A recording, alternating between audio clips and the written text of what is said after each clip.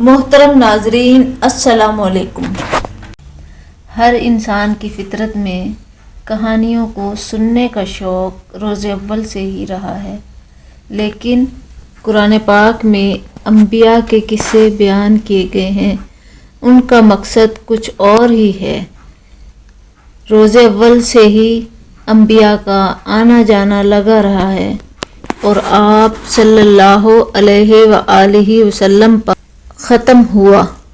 عام طور پر یہ کہا جاتا ہے کہ رسولوں کی تعداد 300 سے زیادہ ہے اور انبیاء کی تعداد 1,24,000 سے زیادہ ہیں۔ اللہ نے اپنا پیغام عام لوگوں تک پہنچانے کے لیے یہ سب رسول اور انبیاء کرام کو پیدا کیا۔ دنیاوی کہانیوں کا مقصد صرف لطف اندوز کرنا ہے، مگر انبیاء کرام کے قصوں کا مقصد لوگوں کو سیدھا راستہ دکھانا ہے۔ قرآن مجید سے مکمل آگاہی اس وقت تک نہیں ہو سکتی جب تک ہم ان واقعات سے آگاہ نہ ہو جائیں۔ اگر ہمیں انبیاء کرام کے واقعات کے بارے میں معلوم ہوگا تو ہم دوسروں کو اللہ کے راستے کی دعوت دے سکتے ہیں۔ اس طرح ہم ان لوگوں کی صف میں شامل ہو سکتے ہیں جو تبلیغ کا کام انجام دے رہے ہیں اور اللہ کے نیکوکار لوگوں میں شامل ہو جائیں۔ ہم بھی نیکی کا کام کرنے والے اور برے کاموں سے بچنے والے بن جائیں۔ آئیے آج میں آپ کو ایک نبی کا قصہ بتاتی ہوں۔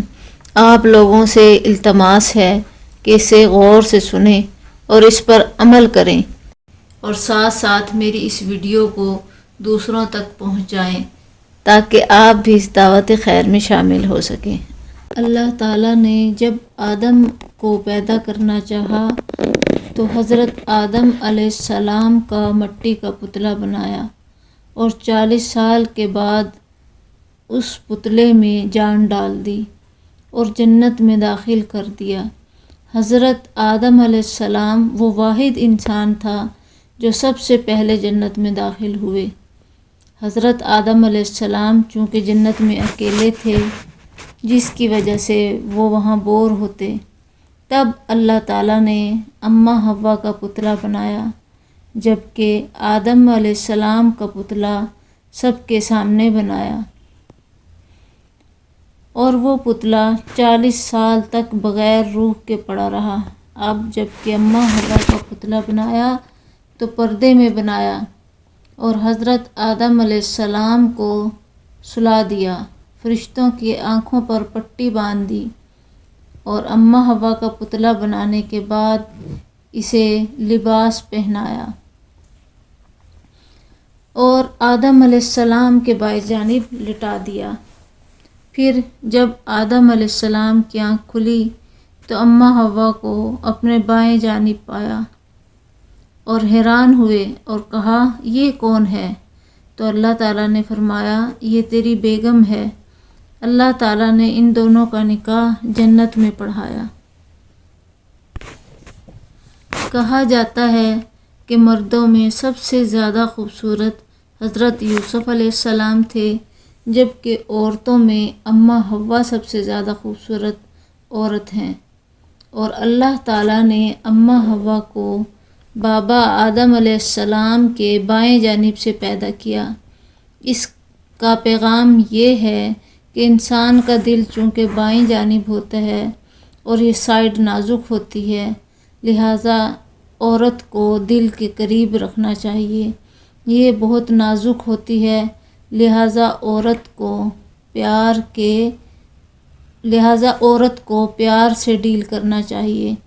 جب اماں حوا اور حضرت آدم علیہ السلام کا نکاح پڑھایا گیا تو اللہ تعالیٰ نے حضرت آدم علیہ السلام سے فرمایا آدم مہر ادا کرو، جس پر حضرت آدم علیہ السلام نے فرمایا یا اللہ کیا پیش کروں؟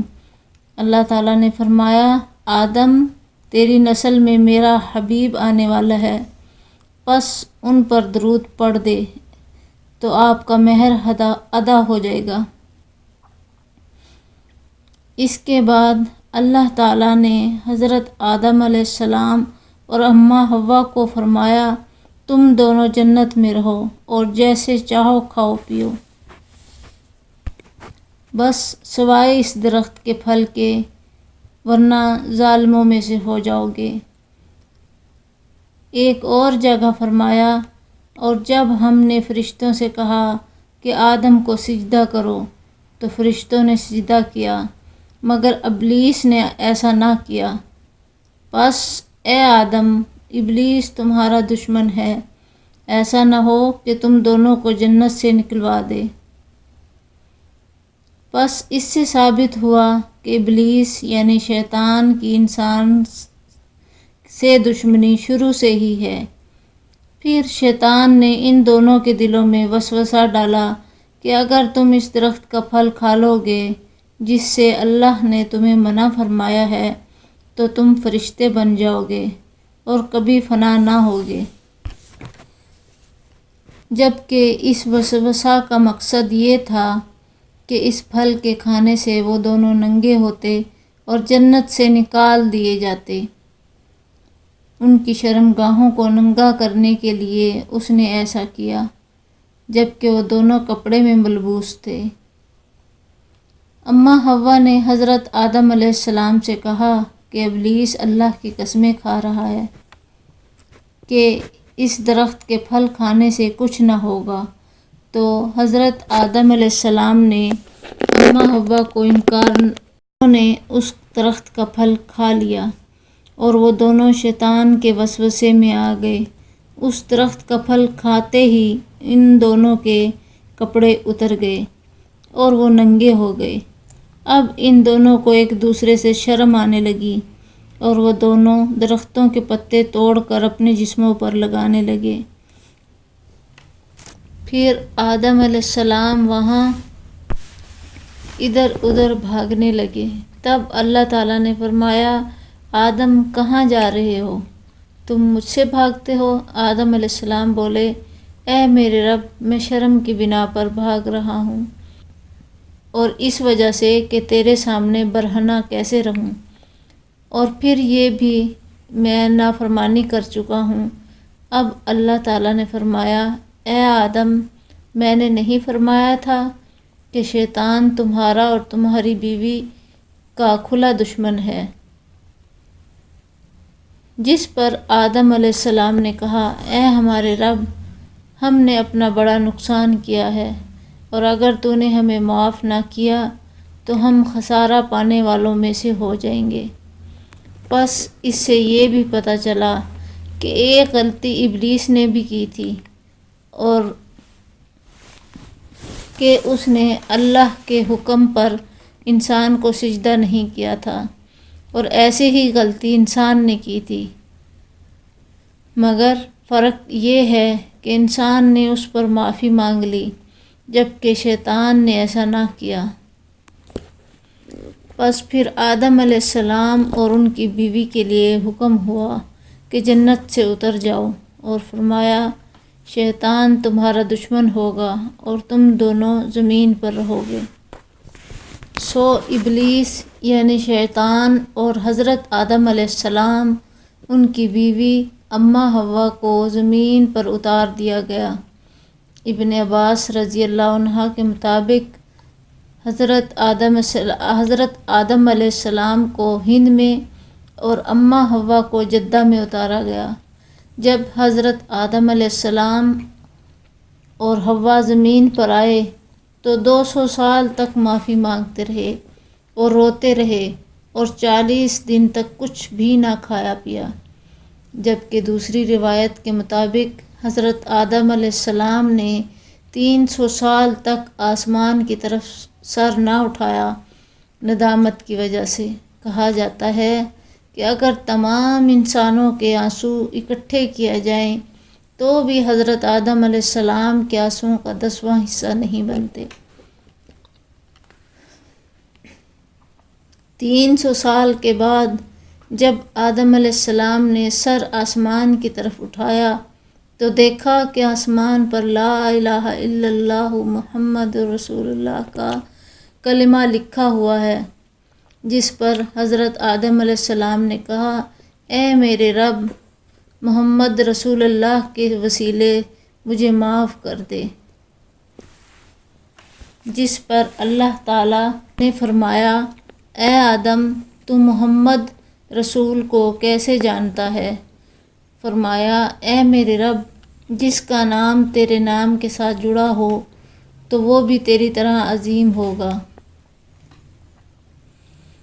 جس پر اللہ تعالیٰ نے فرمایا، اے آدم، تو صحیح سمجھا، تیری نسل میں سے جو آخری نبی آئیں گے وہ محمد ہوں گے اور مجھے سب سے زیادہ محبوب ہوں گے۔ اللہ تعالیٰ نے حضرت آدم علیہ السلام کو معاف کر دیا اور حضرت آدم علیہ السلام کی توبہ قبول ہو گئی۔ اب اللہ تعالیٰ نے اماں حوا اور حضرت آدم علیہ السلام کو میدان عرفات کے مقام پر آپس میں ملایا۔ اس کے بعد اماں حوا نے حضرت آدم علیہ السلام کے لیے 20 ولادتیں پیدا کی، جس میں ہر ولادت میں ایک لڑکا اور ایک لڑکی پیدا ہوتی۔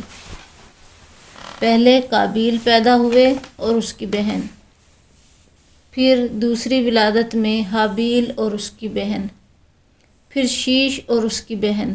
قابیل نے حابیل کو قتل کر دیا اور بعد میں شیش کی نسل سے آگے نسل بڑھی۔ آپ آدم علیہ السلام 950 سال زندہ رہے اور پھر اللہ کو پیارے ہو گئے۔ 1 سال کے بعد اماں حوا بھی وفات پا گئیں۔